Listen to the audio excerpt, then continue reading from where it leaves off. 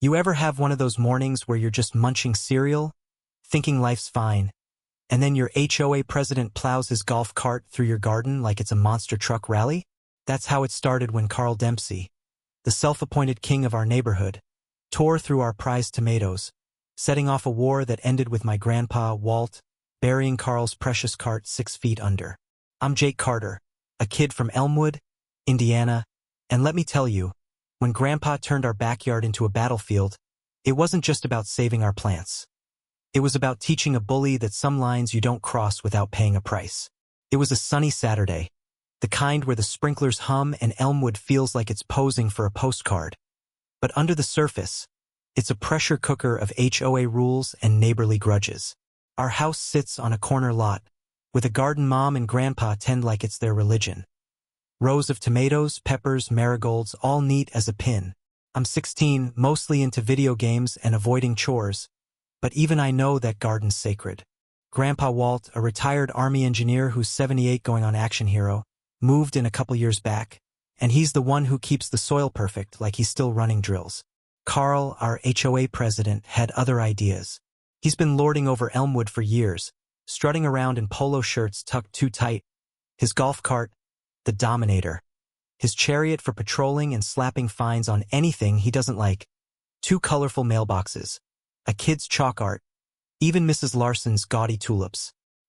He'd had it out for us since Grandpa put up a birdhouse Carl called non-compliant.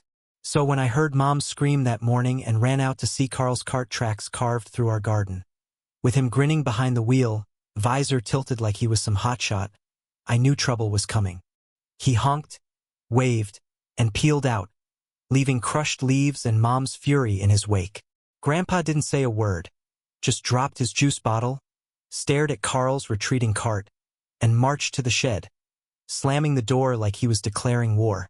That's when I knew. This wasn't about tomatoes anymore. It was personal. That garden's more than dirt. It's Mom's therapy, Grandpa's pride. Our families stand against Elmwood's cookie-cutter rules. Carl's stunt hit us deep, like he'd driven over our heart, not just our plants. I was mad, sure, but Grandpa? He was a volcano, quiet but ready to erupt. He'd always been a bit of a legend. Stories of outsmarting officers in the Army, fixing tanks under fire, but he'd kept it tame since moving in, tending flowers, not feuds. Carl changed that, waking something fierce. By dinner, he was back, smelling like oil and rage, scribbling in a notebook labeled Counter-Strike. Mom slid him meatloaf, silent, her eyes saying she was torn between stopping him and cheering him on. I just watched, half scared, half thrilled, knowing Grandpa was about to go full commando. The next morning, he was out there with a tape measure, muttering about recon. And by Tuesday, I woke to a mound in the garden where Carl's cart used to be, covered with a sign. Trespassers composted. Carl was losing it, pacing the clubhouse, putting up flyers for his stolen Dominator, even knocking on our door. Grandpa answered in a robe, whistling like he hadn't a care. Haven't seen it, Carl. Maybe it found a better home. Carl had no proof, just a hunch and some dirt on his bumper. But he hit back hard. A $3,000 HOA fine for landscaping violations and disorderly conduct. Grandpa read it, lit it on fire with a magnifying glass, and growled. They want to play dirty? I've been court-martialed twice and still got promoted. Game on. That's when our yard turned into a war zone, and I realized I was part of something bigger than a prank. Grandpa didn't just bury a cart, he started a revolution. Carl's been bullying Elmwood forever, fining folks for breathing wrong, and nobody pushed back, too scared of his clipboard and that stupid cart.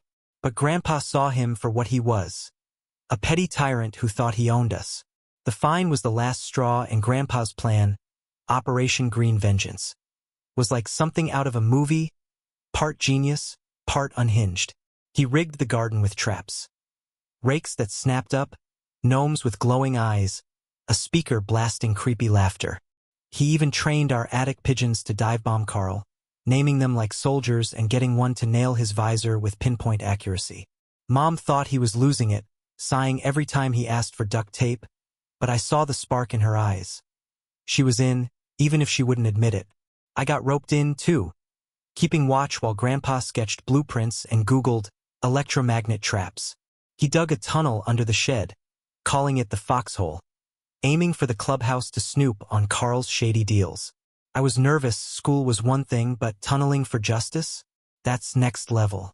Still, I couldn't say no, not when Grandpa looked at me like I was his second in command. Then Carl upped the ante, collapsing the tunnel while Grandpa was inside, nearly trapping him, and spray painting, "I'll bury your truth" on our shed. That's when I knew this wasn't just about our garden. It was a fight for the whole neighborhood's soul. Things got wild fast. Grandpa didn't flinch.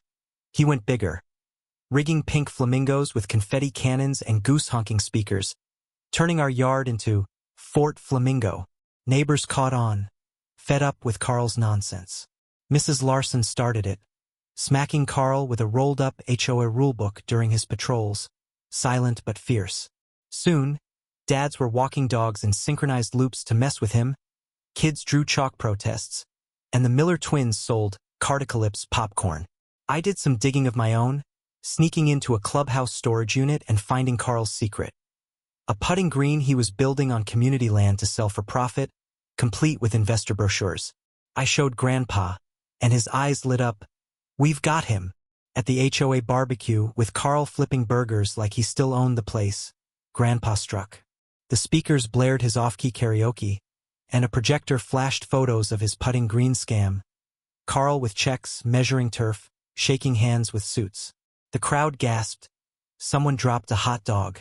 Carl screamed, "Lies!" But Grandpa handed the board a USB.